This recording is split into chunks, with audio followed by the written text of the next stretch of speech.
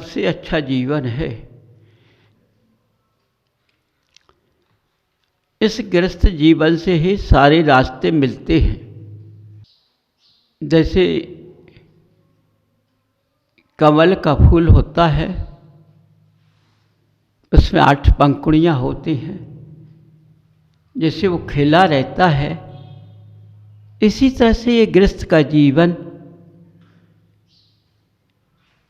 खिला रहता है।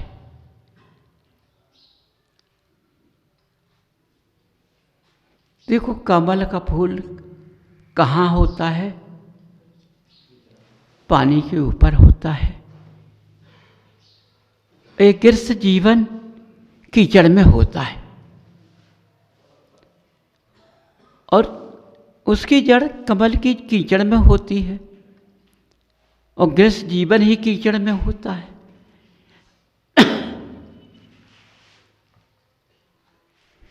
खिलता कहाँ है? पानी के ऊपर। गृहस्थ जीवन कीचड़ से निकलता है तभी खिलता है। कीचड़ में कभी कमल खिलता नहीं है। तो गृहस्थ जीवन का कमल मनुष्य की भावनाएं हैं।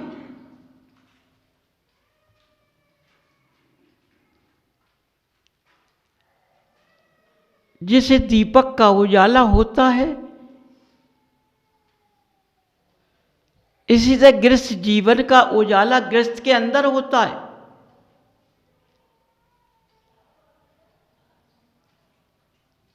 जब गृहस्थ उजाले में होता है तो उस गृहस्थ की शोभा की तुलना किससे की जाती है? स्वर्गों से की जाती है। क्योंकि स्वर्गों में इंद्रलोक रहते हैं, कलह का वास नहीं होता है। जिस गृहस्थ जीवन में कलह का वास नहीं होता है, तो वहाँ स्वर्गों का वास होता है। समझो, जिस तरह से दीपक होता है उसमें घृत डालते हैं, वो बाती होती है, और जब घी उसका कम हो जाता है या घी में कचरा होता है तो उसकी बाती चिटचिटाती है, आवाज देती है। इसी से पति पत्नी का जोड़ा जब सही नहीं होता है तो कलह का वास करती है, तो अंधकार होने लगता है। जब अंधकार की ओर जाता है तो अंधेरे में कुछ दिखता नहीं है। अंधेरे में क्या दिखता है? अधर्म का वास। अधर्म वास क्या होता है? व्यंतरवासियों का रूप। ये अंधकार में ही अपना विक्रिया रूप दिखा देते हैं, छाया के रूप में बदल जाते हैं। मनुष्य कैसा दिख जाता है, जानवर कैसा दिख जाता है, किसी प्रकार का कई रूप बनाकर ये अंधकार में तुम्हें दिखा देती है। जब तुम उसको देखते हो तो भय खा जाती हो या परेशानी में पड़ जाती हो। देखो बंधुओं,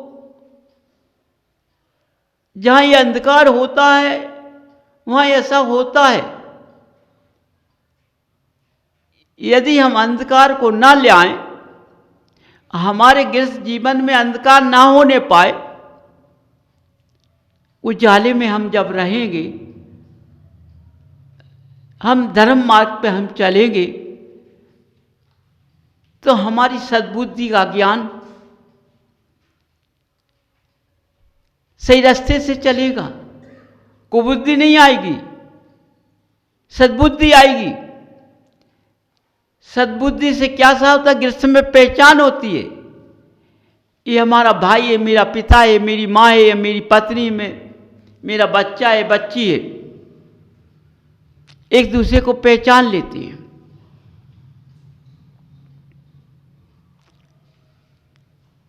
जब पहचान होती तो वहां मर्यादाएं आ जाती हैं, नियम आ जाता है।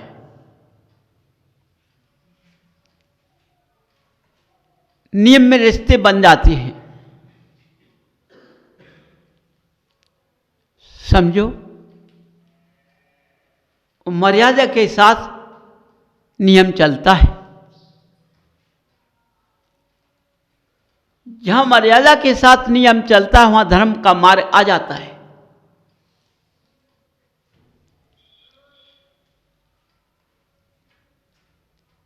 जब मार्ग आ जाता है, जब उस मार्ग पे हम चलते हैं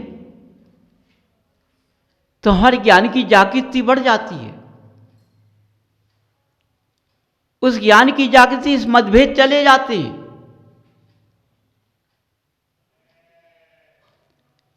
जब मतभेद शरीर के अंदर नहीं होते हैं,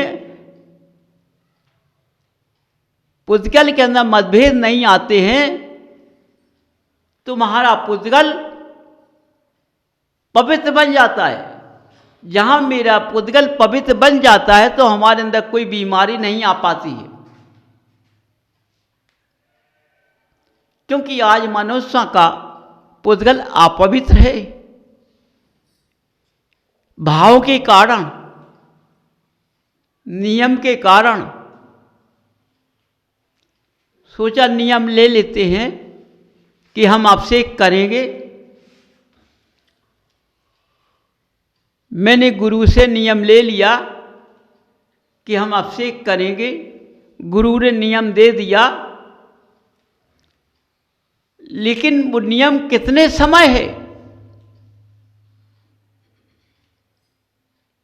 वह सूर्य किरणें के निकलने के बाद मनुष्य काया में, संयम की धारा में वह मुहूर्त होता है। वह उस नियम के अनुसार वो अपना भगवान का अभिषेक करे। लेकिन नियम लेने के बाद वह मनुष्य अब दशा में बदल जाता है। उसने नियमावली को तोड़ दिया। वह 11 बजे 10 बजे के बाद अभिषेक करता है भगवान का। समझो उसका क्या नियम है। क्योंकि अभक्ष दशा में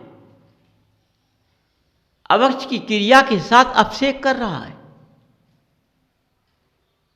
तो उसको फल की प्राप्ति नहीं मिलेगी। उस वक्त उसकी भावना पवित्र नहीं होगी, खोटी होगी। मार्ग से गिर जाएगा। तो धर्म तो कर रहा है, ये केवल दिखावा कर रहा है। बिना अभिषेक की पूजन नहीं करता, ये दिखावा कर रहा है। क्यों? वो अभक्ष दशा में कर रहा है। समझो,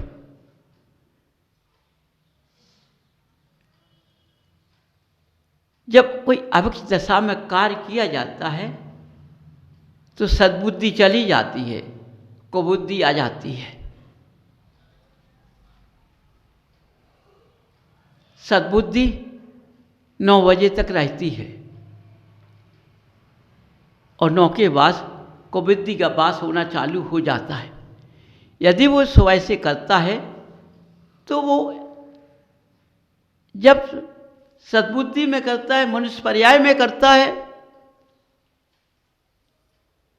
तो वो अभक्ष दशा नहीं आ पाती है। वो कितना ही समय लग जाए।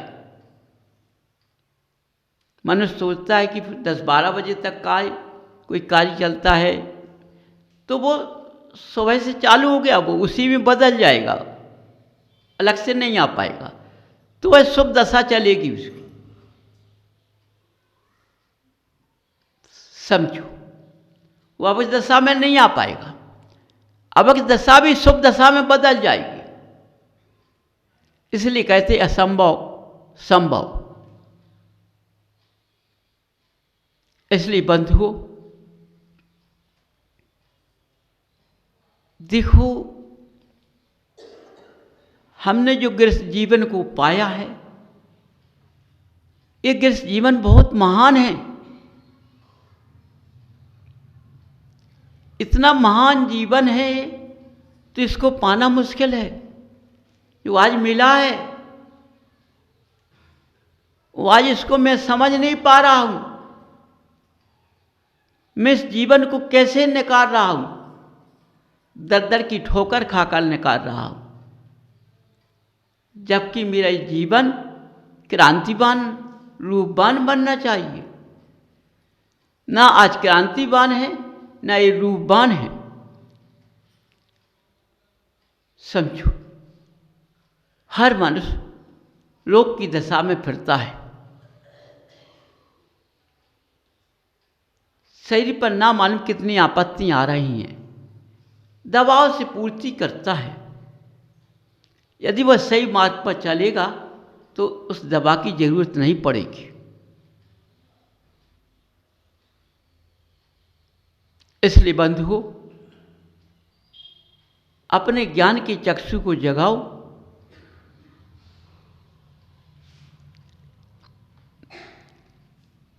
हम भगवान को नमस्कार करते हैं अष्टांग विधि से।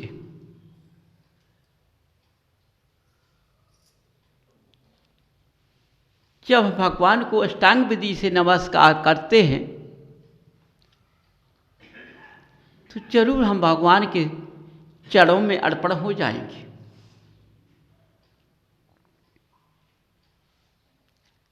इसलिए बंधुओं, हमें अपने रास्ता को इतना साफ बनाना है, इतना स्वच्छ बनाना है, जिससे हमारे पास में जो मेरी निधि मिली है वो निधि जाने ना पाए। समझो, हमें वो रत्न निधि मिली है जो किसी को नहीं मिली है, और इस रत्न निधि को तुम बाहर ठुकरा रहे हो। जो रत्न तुम्हें मिला है, इस रत्न को तुम कहां ठुका कर ले जा रहे हो?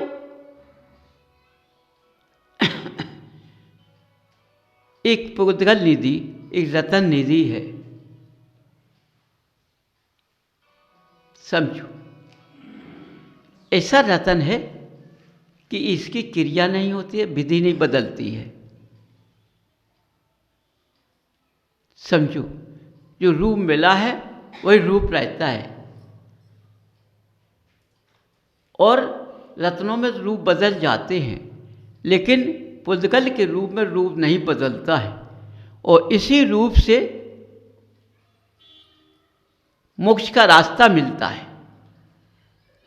इसी रतन से मोक्ष का रास्ता मिलता है।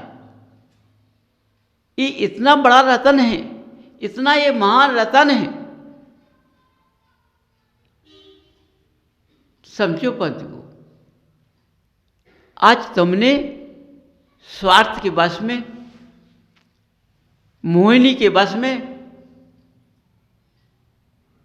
कुबुद्धि के साथ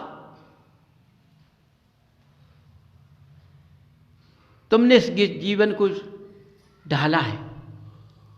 समझो,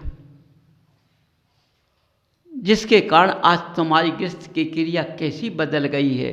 जिन घरों में जाओ उन घरों में कलहों को वास चल रहा है। समझो, कलह का वास चल रहा है। देखो, जहां कलह होता है वहां विध्वंसता आ जाती है, वहां सुहाना नहीं लगता है। उस स्थान पर सुहाना नहीं लगता है। समझो, जहां सुहाना लगता है वहाँ समझो वहाँ जरूर रत्नों की माया है।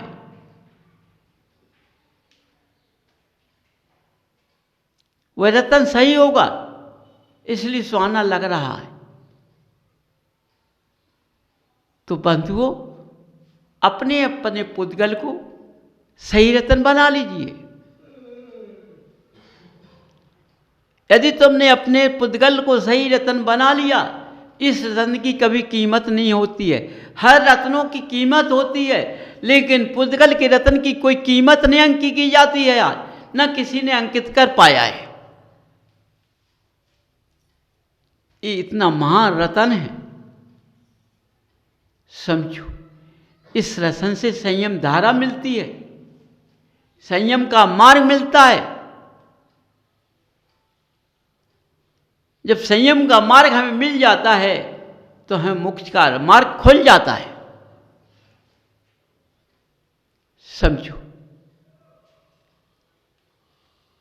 हमें इस मार्ग से कुछ दिखाई नहीं देता है, केवल मोक्ष मार्ग दिखाई देता है। हम इस पुद्गल को योग दशा में बदल देते हैं, भोग दशा से त्याग कर देते हैं।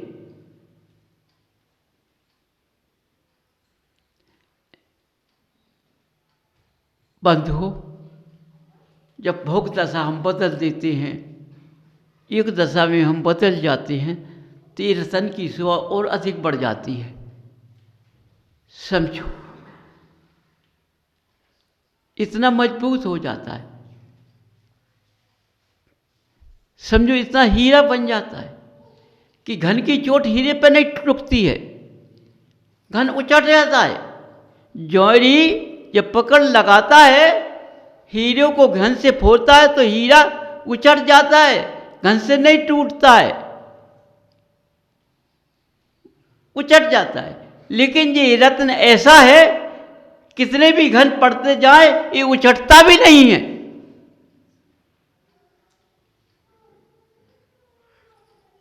समझो बंधुओं। स्थिर रह जाता है। कितनी भी घनों की चोट पड़ जाए, कितने कर्मों, घन का मतलब कितने भी कर्म चोट घाल दें अपने अपने, लेकिन ये पुद्गल तुरंत पत्थर बन जाएगा, माने हीरे से हीरा बन जाएगा।